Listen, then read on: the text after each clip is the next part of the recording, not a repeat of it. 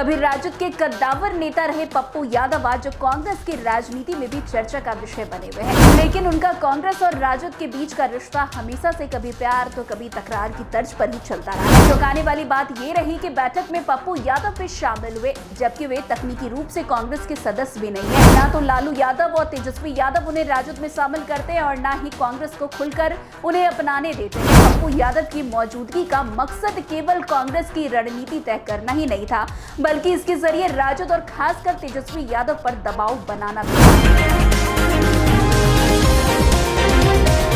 बिहार की राजनीति हमेशा से जटिल और समीकरणों पर अप्रत्याशित गठबंधन के लिए जानी जाती है। जातीय समीकरणों से लेकर व्यक्तिगत महत्वाकांक्षा तक यहाँ की राजनीति की हर चाल में गहरी रणनीति छिपी है। इसी कड़ी में सबसे दिलचस्प किरदार माने जाते हैं पप्पू यादव। कभी राजद के कद्दावर नेता रहे पप्पू यादव आज कांग्रेस की राजनीति में भी चर्चा का विषय बने हुए हैं। लेकिन उनका कांग्रेस और राजद के बीच का रिश्ता हमेशा से कभी प्यार तो कभी तकरार की तर्ज पर ही चलता रहा है। हाल ही में दिल्ली में हुई कांग्रेस की हाई लेवल बैठक में सभी का ध्यान उन्होंने खींच लिया। ये बैठक आगामी विधानसभा चुनाव के लिए सीटों की हिस्सेदारी को लेकर थी। इस बैठक में राष्ट्रीय नेताओं के साथ बिहार कांग्रेस के बड़े नेता मौजूद थे। चौंकाने वाली बात ये रही कि बैठक में पप्पू यादव भी शामिल हुए, जबकि वे तकनीकी रूप से कांग्रेस के सदस्य भी नहीं है। वैसे एक बार फिर कई सवाल बिहार की राजनीति में पनपने लगे। क्या पप्पू यादव कांग्रेस के रणनीतिकार बन गए हैं? क्या कांग्रेस उनकी सलाह पर बिहार में अपनी सीटें चुनने वाली है? राजनीतिक जानकार मानते हैं कि पप्पू यादव की मौजूदगी का मकसद केवल कांग्रेस की रणनीति तय करना ही नहीं था, बल्कि इसके जरिए राजद और खासकर तेजस्वी यादव पर दबाव बनाना भी था। कांग्रेस और पप्पू यादव का रिश्ता कभी भी स्थिर नहीं रहा। कभी कांग्रेस ने उन्हें अपने साथ लेकर चला तो कभी राजद के दबाव में उनसे दूरी बना ली थी। इसकी सबसे बड़ी वजह है तेजस्वी यादव। राजद को लगता है कि पप्पू यादव जैसे लोकप्रिय नेता सीमांचल और कोसी क्षेत्र में तेजस्वी की राजनीति को कमजोर कर सकते हैं। ना तो लालू यादव और तेजस्वी यादव उन्हें राजद में शामिल करते हैं और न ही कांग्रेस को खुलकर उन्हें अपनाने देते हैं। राजद के रणनीतिकारों का मानना है कि पप्पू यादव जैसे लोकप्रिय नेता तेजस्वी यादव के राजनीतिक भविष्य के लिए खतरा है।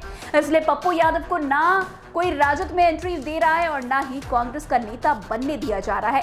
लोकसभा चुनाव के पहले मार्च 2024 में पप्पू यादव की पार्टी का कांग्रेस में विलय तो हो गया।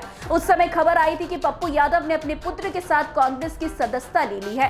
कांग्रेस प्रवक्ता पवन खेरा ने तो दिल्ली में एक प्रेस कॉन्फ्रेंस आयोजित कर पप्पू यादव पर कांग्रेस में स्वागत उनका किया और उनके दल के विलय की घोषणा भी की थी। उसी समय पप्पू यादव ने पूर्णिया से चुनाव लड़ने का ऐलान भी किया था। ऐसे कांग्रेस में शामिल होने से एक दिन पहले पप्पू यादव लालू यादव से मिलने गए थे। लालू यादव चाहते थे कि पप्पू यादव राजद में शामिल होकर मधेपुरा से चुनाव लड़े, लेकिन वे पूर्णिया से ही चुनाव लड़ने के लिए अड़े थे। वो इसलिए क्योंकि पप्पू यादव 2019 में मधेपुरा से लोकसभा का चुनाव हार चुके थे। वे पूर्णिया को ही सेफ सीट मानते हैं। पप्पू यादव के इनकार के बाद उनकी लालू यादव से दूरी बढ़ गई। तब लालू यादव ने सीट शेयरिंग में ऐसा प्रबंध किया कि पूर्णिया सीट कांग्रेस को मिले ही नहीं। उन्होंने कांग्रेस पर प्रेशर बनाया। कांग्रेस ने पूर्णिया सीट पर दावा जो है छोड़ दिया। राजद पूर्णिया से बीमा भारती को उतारना चाहता था, जो जेडीयू से बगावत कराई थी। लालू यादव ने अपनी ताकत दिखाई और पूर्णिया सीट उनके खाते में आ गई। अब पप्पू यादव बीच मझधार में फंस गए। उन्होंने अपनी पार्टी का कांग्रेस में विलय तो कर लिया और पूर्णिया से पंजा छाप पर चुनाव लड़ने का मौका भी छीन लिया गया। राजद ने बीमा भारती को पूर्णिया से महागठबंधन का उम्मीदवार बना दिया।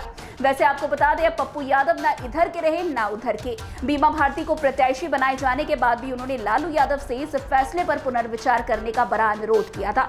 उन्होंने यहां तक कहा था कि पूर्णिया से राजद किस सिंबल पर चुनाव लड़ने के लिए तैयार है, लेकिन लालू यादव और तेजस्वी यादव ने उनके खिलाफ पहले ही मन बना लिया था।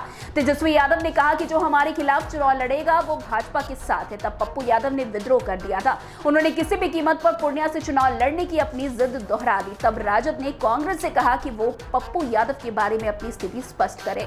कांग्रेस ने राजद के सामने घुटने टेक दिए। कांग्रेस प्रवक्ता आलोक शर्मा ने तो प्रेस वार्ता आयोजित कर ये तक कह दिया था कि पप्पू यादव तो कांग्रेस की सदस्यता ली ही नहीं है।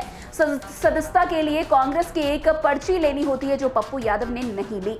वैसे आलोक शर्मा ने इस बात से भी इनकार कर दिया था कि पप्पू यादव की जन अधिकार पार्टी का कांग्रेस में विलय हुआ है। उन्हें जब पवन खेरा की घोषणा की याद दिलाई गई तो बड़े अटपटे ढंग से इसे टाल दिया गया। खैर, कांग्रेस की हालिया बैठक में उनकी पप्पू यादव की मौजूदगी ने एक बार फिर ये सवाल खड़ा कर दिया है कि क्या पप्पू यादव कांग्रेस के रणनीतिकार बनेंगे या फिर उन्हें एक बार फिर किनारा कर दिया जाएगा।